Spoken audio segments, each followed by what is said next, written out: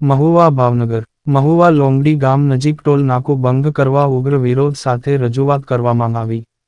થોડા દિવસ પહેલ શરૂ કરેલ ટોલ નાકા પર નાના વાહનના 140મી લઈ મોટા વાહનોના 1300 સુધી ટોલ વસૂલાતા કરવામાં આવી રહી છે, તેના વિરોધ કરવામાં આવી રહ્યો છે. કોંગ્રેસ કાર્યકરો, ગ્રામજનો અને વાહન ચાલકો દ્વારા ઉગ્ર આંદોલનની ચીમકી પણ આપવામાં આવી. જો 8 દિવસમાં ટોલ નાક બંધ કરવામાં નહીં આવે તો ઉગ્ર આંદોલન કરવાની ચીમકી આપી કોંગ્રેસ કાર્યકરો અને સ્થાનિક વાહન ચાલકોને દ્વાર પ્રાંત અધિકારીશ્રીને આવેદન પાઠવી ઉગ્ર રજૂઆત કરી. તાત્કાલિક ટોલનાકું ભંગ કરવા માંગી કરવામાં આવી હતી.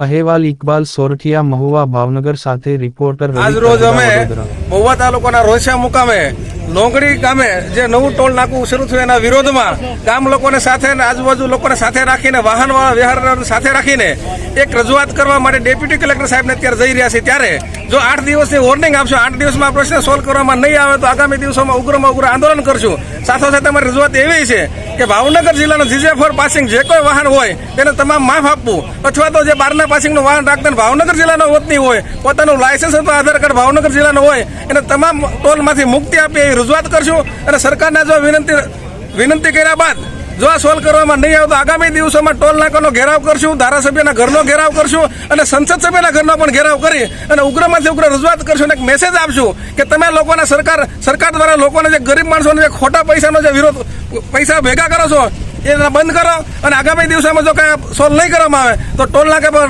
ઘેરાવ કરવામાં આવશે. જય હિન્દ, જય ભારત.